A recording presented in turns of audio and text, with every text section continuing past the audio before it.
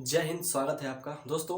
इस वीडियो में हम फिर से लाए हैं टॉप 10 मोस्ट इंपॉर्टेंट क्वेश्चन जो कि साइंस के हैं। तो आइए शुरू करते हैं इस वीडियो को, देखते हैं हर एक क्वेश्चन को काफ़ी डीपली। ठीक है, देखिए पहला क्वेश्चन कह रहा है कि एक यूनिट विद्युत ऊर्जा का मान कितना होता है। जो होता है ना विद्युत ऊर्जा, आजकल आप देखेंगे घरों में जो बिजली आती है उसकी जो माप होती है यूनिट में। ठीक है, तो एक यूनिट का मान कितना होता है आपको जानना है। ठीक है, अब ये क्वेश्चन पूछा जाता है इससे बोर्ड्स में। ठीक है, तो इसका मान कितना होता है बताइए। अगर आपको पता है आंसर तो अपना उत्तर आप कमेंट कर सकते हैं। ओके, चलिए। तो इसका मान होता है, यानी एक यूनिट बिजली का जो मान होता है विद्युत ऊर्जा का, वो होता है 3.6 इंटू 10⁶ जूल। ठीक है, इतना होता है। ठीक है, एक यूनिट का मान याद रखिएगा।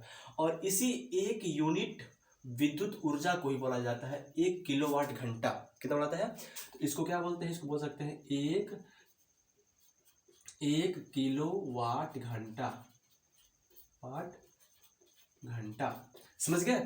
तो आपको क्वेश्चन मिलेगा कि 1 किलोवाट घंटा का मान कितना होता है, तो 3.6 इंटू 10⁶ जूल। ठीक है, ये कह सकते हैं। और उसी को आप बोल सकते हैं कि वही क्या है, एक यूनिट विद्युत ऊर्जा का मान है। ठीक है, या एक यूनिट विद्युत ऊर्जा का है या फिर 1 किलोवाट घंटा का है, बात एक ही होगा। ठीक है, समझ गए। तो चलते हैं नेक्स्ट क्वेश्चन पे। कह रहा है कि किसी वस्तु का प्रतिबिंब आंख के जिस भाग पर बनता है वह है। ये क्वेश्चन को डीपली आप अगर देखेंगे, ध्यान से एनालाइज करेंगे, इसको बढ़िया समझने का प्रयास करेंगे, तब समझ पाएंगे कि जो प्रतिबिंब बनता है किसी वस्तु का आंख के अंदर, वो किस भाग पर बनता है। तो बनता है वो रेटिना पर। ठीक है, आपको दिखा देते हैं आंख बना के कि कहाँ बनता है। ये इस तरीके से होता है एक मानव आंख। ठीक है, इस तरीके से बनता है, हम बना रहे हैं उसको, देखिए ध्यान से आप, ऐसे बनता है।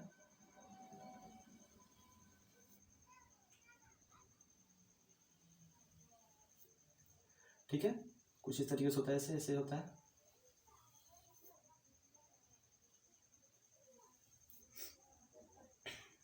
यहाँ पे लगी होती है पक्षमावी पेशियाँ, यहाँ पे ऐसे ऐसे, और इन्हीं से लेंस लगा होता है। ठीक है, हम थोड़ा सा बना रहे हैं, यहाँ पे एक रफ फिगर है, आपको किताब में सब दिया है, आप वहाँ से देख के समझ सकते। ठीक है, लेकिन यहाँ पे आप देखेंगे तो आपको डीपली समझ में आएगा हर चीज़।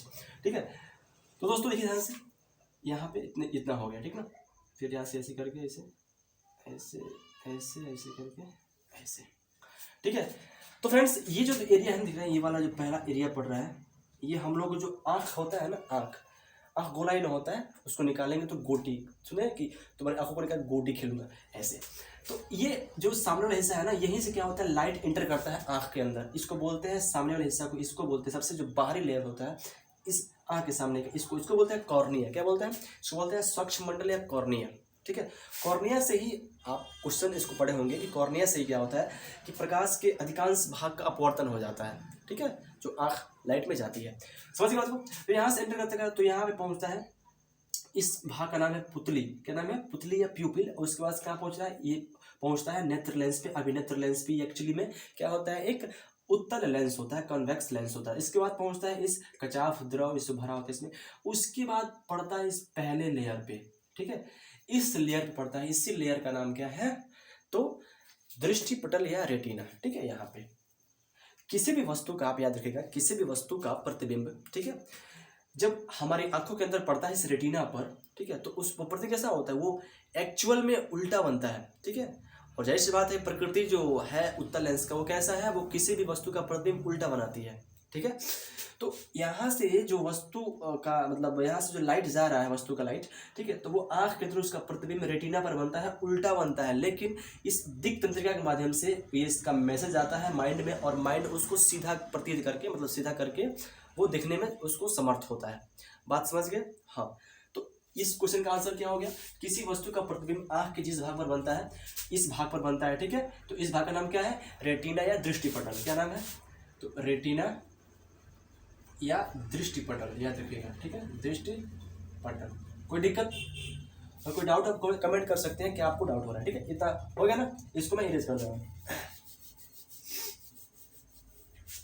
देखिए यहाँ पे देखिए, कह रहा है इलेक्ट्रिक हीटर की कुंडली बनाने के लिए किस पदार्थ का प्रयोग होता है। दोस्तों अभी क्या है, अभी चल रहा है मौसम विंटर का। ठीक है, तो बहुत से घरों में आज कल क्या होगा, लोग हीटर निकालेंगे या हीटर खरीद के लाएंगे बाजारों से। ठीक है, और उसको जलाएंगे ताकि क्या हो, ठंडी कम हो। ठीक है, तो दोस्तों ये हीटर एक्चुअल में जो चीज़ उसमें लगा होता है वही हीट होता है, वही थोड़ा ताप उत्पन्न करता है, तो गर्मी थोड़ा बढ़ती है और ठंडी कम होती है ना।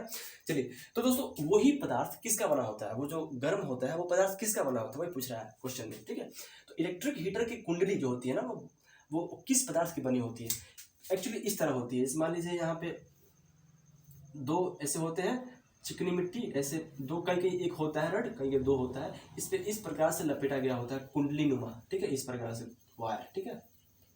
यही क्या होता है, जब इसमें आप करंट देंगे तो क्या होगा, यही हीट होगा और यही ताप उत्पन्न करेगा, ठीक है। तो ये कुंडली नुमा जो बनाया गया स्ट्रक्चर, इसी का नाम पूछ रहा है, किस पदार्थ का ये बना होता है, तो इसका नाम क्या हो जाएगा, नाइक्रोम। क्या होता है, तो नाइक्रोम का होता है, ठीक है फ्रेंड्स, समझ गए। तो ये किसका बना होता है, तो ये नाइक्रोम का बना होता है, इलेक्ट्रिक हीटर का ये वायर होता है, समझ गए बात को। तो यहाँ पे क्या लिखेंगे आंसर हमारा, नाइक्रोम। कोई डाउट नहीं है ना। चलिए, अगला क्वेश्चन कह रहा है कि एक नीले लिटमस पत्र को, यानी कोई पदार्थ है जो नीले लिटमस पत्र को लाल कर देता है, ठीक है। मैंने कोई घोल है, यहाँ पे घोल छूट गया है,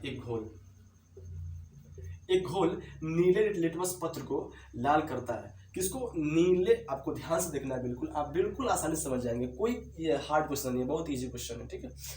और उन बच्चों के लिए जो काफ़ी ज़्यादा लूज है, काफ़ी ज़्यादा उनका वो डिक्रेशन है साइंस में, उनका काफ़ी ज़्यादा भी हाई लेवल हो जाएगा, ठीक है, इस वीडियो के पास से।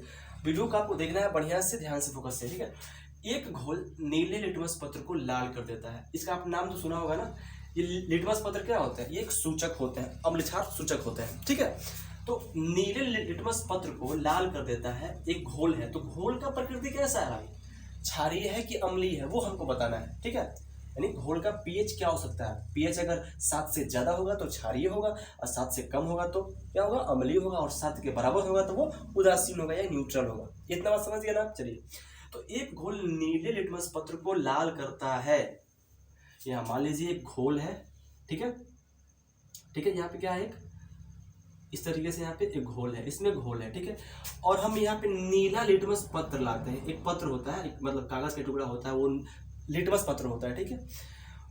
ये इसको हम लाए, ये नीला है, एक्चुअली ये नीला है, एक कलर में क्या है, ये नीला, इसको यहाँ पे लिखता हूँ नीला, ये नीला है, इसको हम लेकर इसमें हम डालते हैं, इसमें हम डाल दिए, ठीक है, ये नीला है, इसको इसमें हम डाल दिए, हम जो पार्ट इसमें हम डाले हुए हैं, ये वाला पार्ट, ये तो घोल है, ये क्या है, ये घोल है, ये घोल है, और इस नीले लिटमस पत्र, इस भाग का जितना पार्ट इसमें पड़ा है इस घोल में, ये पार्ट अब लाल हो गया, क्या हो गया, लाल हो गया, ठीक है, बात समझ रहे। इस नीले लिटमस पत्र को, ये घोल जितना इसका पार्ट इस घोल में पड़ा है, ये लाल हो गया, तो बताना है आपको घोल का पीएच क्या है, कि इस इतना पार्ट को, इस नीले पार्ट को ये लाल कर दिया, ठीक है। तो बताइए क्या होगा इसका आंसर। अगर आपको इसका आंसर पता है तो अपना आप आंसर कमेंट बॉक्स में लिख के हमको भेज सकते हैं, ठीक है। देखिए, तो इस घोल का पीएच कितना होगा, अम्लीय होगा, क्या होगा, अम्लीय होगा। कैसे दोस्तों, कोई भी जो अम्ल होता है ना, अम्लीय घोल होता है ना, वो नीले लिटमस पत्र को लाल करता है, और कोई भी अगर क्षारीय विलयन होगा ना, तो वो लाल लिटमस पत्र को नीला करेगा। एक ट्रिक होता है, कैसे, देखिए, अनीला छलानी अम्ल नीले लिटमस पत्र को लाल करता है, अम्ल नीले लिटमस पत्र को लाल करता है, अ से अम्ल, नी से नीला और ला से लाल। अम्ल नीले लिटमस पत्र को लाल करता है, और क्षार, छा से क्षार, लाल लिटमस पत्र को नीला करता है। समझ गए, कोई डाउट नहीं है ना। तो क्वेश्चन है कि एक घोल नीले लिटमस पत्र को लाल करता है, नीले को लाल कर रहा है यानी अनीला होगा, यानी अम्ल होगा, यहाँ पे जो घोल होगा वो अम्लीय होगा। यहाँ पे क्या होगा आंसर, घोल का पीएच क्या हो सकता है, 7 से कम होगा, क्या होगा, 7 से कम, इसको ऐसे लिखेंगे, 7 से कम होगा, ठीक है, क्या होगा, 7 से कम होगा, इसको ऐसे भी कर सकते हैं हम, सॉरी, इसको ऐसे लिखते हैं 7 से कम, या फिर इसको 7 से कम, ठीक है, कोई दिक्कत है। तो जो यहाँ पे घोल है वो कैसा घोल है, अम्लीय घोल है, और उसका पीएच कितना होता है, तो 7 से कम होता है, ठीक है। अगर क्षारीय होता क्या करते हैं, 7 से ज्यादा करते हैं, ठीक है, कोई दिक्कत नहीं ना। चलिए आते हैं क्वेश्चन नंबर 5 पे। कह रहा है इसमें डालते हैं। कह रहा है कि पीतल क्या है, यहाँ पे दिख रहा है पीतल ना। पीतल क्या है दोस्तों, आपने पीतल देखा है? पीतल का यूज अक्सर बर्तनों को बनाने में होता है, बर्तन के पीतल होते हैं, सॉरी पीतल के बर्तन होते हैं, ठीक है। बहुत सारे ऐसे औजार होते हैं, बहुत सारे ऐसे इंस्ट्रूमेंट होते हैं जो पीतल के बने होते हैं। तो पीतल काफ़ी इंपॉर्टेंट है हमारे लाइफ में, ठीक है। तो वो एक्चुअल होता क्या है, तो पीतल क्या होता है फ्रेंड्स, पीतल एक है मिक्स मेटल होता है, एक मिश्र धातु होता है। क्या होता है? मिश्र धातु होता है पीतल, ठीक है, मिश्र धातु। फ्रेंड्स ये जानना जरूरी है हमारे लिए कि पीतल किन किन धातुओं का मिक्सचर होता है, ठीक है, किन किन धातुओं का मिक्सचर होता है। तो ये इसको जान लीजिए, वो मिक्सचर होता है पिताजी का। ये तो पीतल हो गया, वो मिश्रण किसका होता है? ताजी। यानी जो पीतल होता है वो तांबा और जिंक का मिश्रण होता है, समझ गए? जो पीतल होता है ना, जो पीतल, ये पीतल जो है ना, ये एक क्या है? मिश्र धातु है। तो किन किन धातुओं का मिश्रण है? तो तांबा और जिंक का मिश्रण है। एक ट्रिक से आप बता सकते हैं किस तरीके से, तो पिताजी याद रख सकते हैं कि जो पीतल होता है वो तांबा और जिंक का मिश्रण होता है, ठीक है। पीतल तांबा और जिंक का मिश्रण होता है, ठीक है। समझ के चलते हैं क्वेश्चन नंबर हम 6 पे। कह रहा है कि विद्युत बल्ब में कौन सी गैस भरी जाती है, बताइए। आपको आंसर पता है तो अपना आंसर आप कमेंट कर सकते हैं पहले, ठीक है दोस्तों। विद्युत बल्ब में, कौन विद्युत बल्ब में? हर किसी में नहीं, जो आजकल चल रहा है एलईडी वगैरह वगैरह, इसमें नहीं भरा होता है। हम बात कर रहे हैं 100 वाट के बल्ब में, ठीक है, जो जलता है पीला टाइप का। उस 100 वाट के बल्ब में जो इस तरीके से होता है,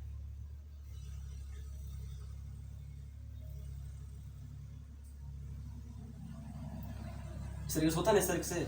तो इसमें जो इस तरीके से होता है ऐसे, तो इसमें कौन सा बल्ब, तो क्या बोलते हैं, गैस भरी रहती है, ठीक है। तो दोस्तों इसमें भरी होती है अक्रिय गैस। कैसे? अक्रिय या निष्क्रिय गैस, निष्क्रिय गैस भरी रहती है, ठीक है। बात समझ गए? और उनकी एग्जाम्पल दें तो नियॉन या ऑर्गन गैस भरा होता है। नियॉन या ऑर्गन, ये दोनों क्या है? अक्रिय गैस होते हैं, समझ गए? तो विद्युत बल्ब में अक्रिय गैस भरी रहती है और अक्रिय गैस के रूप में नियॉन या आर्गन भरे जाते हैं इस 100 वाट के विद्युत बल्ब में, समझ गए?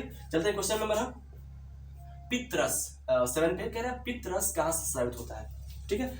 यहाँ पे लिख देते हैं हम निष्क्रिय गैस, निष्क्रिय गैस, ठीक है। कह रहा है पित्तरस कहाँ से स्रावित होता है। दोस्तों जो पित्तरस होता है, पित्तरस एक्चुअल में क्या होता है, एक क्षारीय विलयन होता है, एक क्षारीय लिक्विड होता है पित्तरस, ठीक है।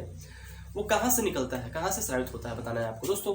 इस तरीके से जो होता है, आपने अगर पढ़ा होगा, ठीक है, कैसे, तो इस तरीके से बना होता है,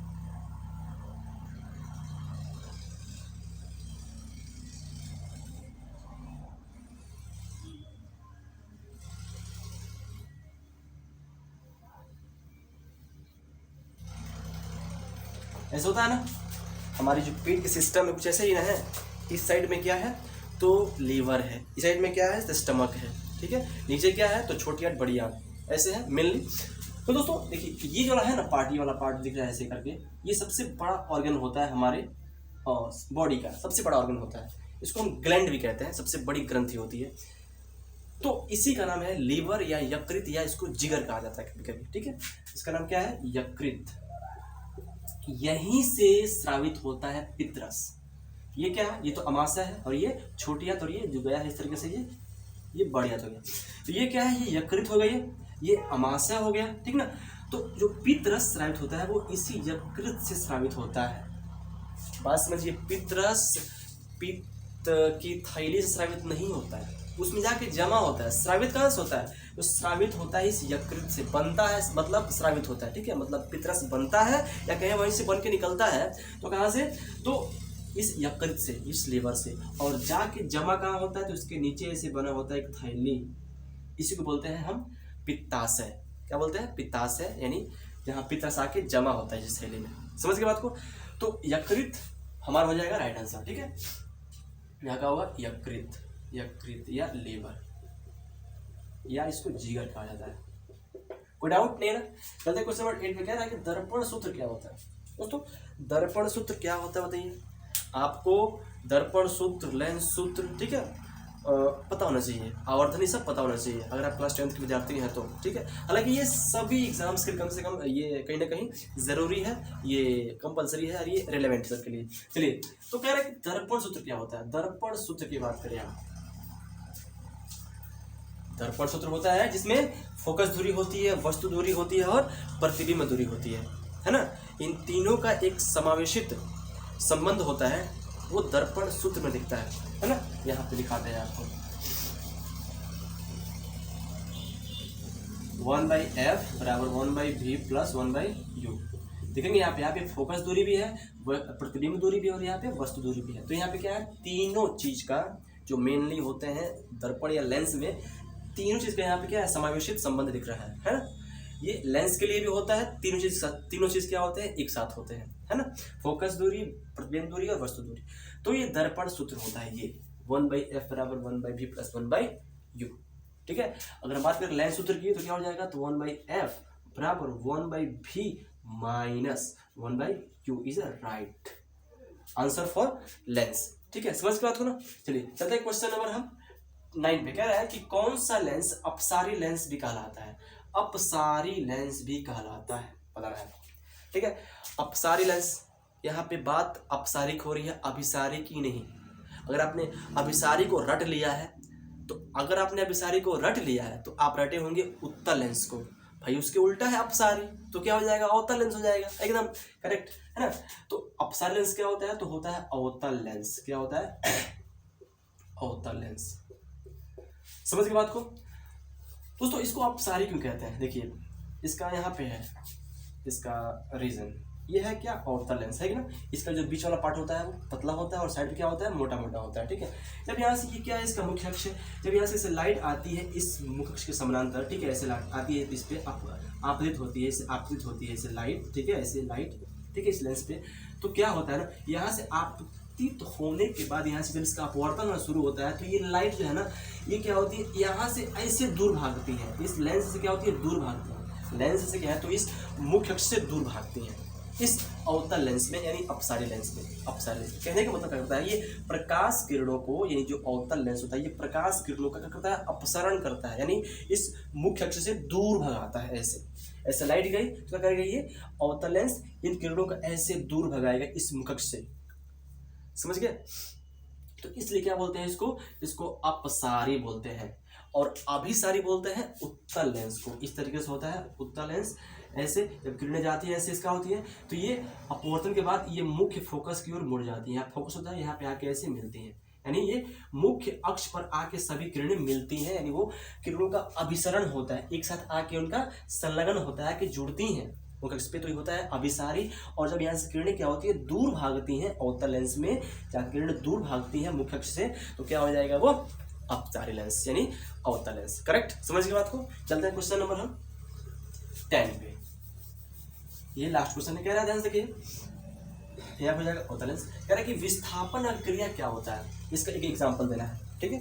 तो विस्थापन अभिक्रिया क्या होता है बताइए, डिस्प्लेसमेंट रिएक्शन क्या होता है, आपको पता है तो अपना उत्तर आप कमेंट कर सकते हैं। पहले देखिए, विस्थापन अभिक्रिया एक्चुअली में क्या होता है कि इसमें किसी तत्व या परमाणु को किसी दूसरे तत्व या परमाणु के द्वारा विस्थापित कर दिया जाता है। इसी किसी तत्व या अभिकारक ही होते हैं भाई, किसी अभिकारक किसी तत्व या परमाणु को किसी दूसरे अभिकारक के तत्व या परमाणु द्वारा विस्थापित कर दिया जाता है, और जो इसके थ्रू अभिक्रिया होती है उसे बोलते हैं विस्थापन अभिक्रिया, राइट, ठीक है। देखिए दिखते हैं, जैसे यहाँ पे मान लीजिए फेरस है, यहाँ पे कॉपर सल्फेट है, गेट आउट।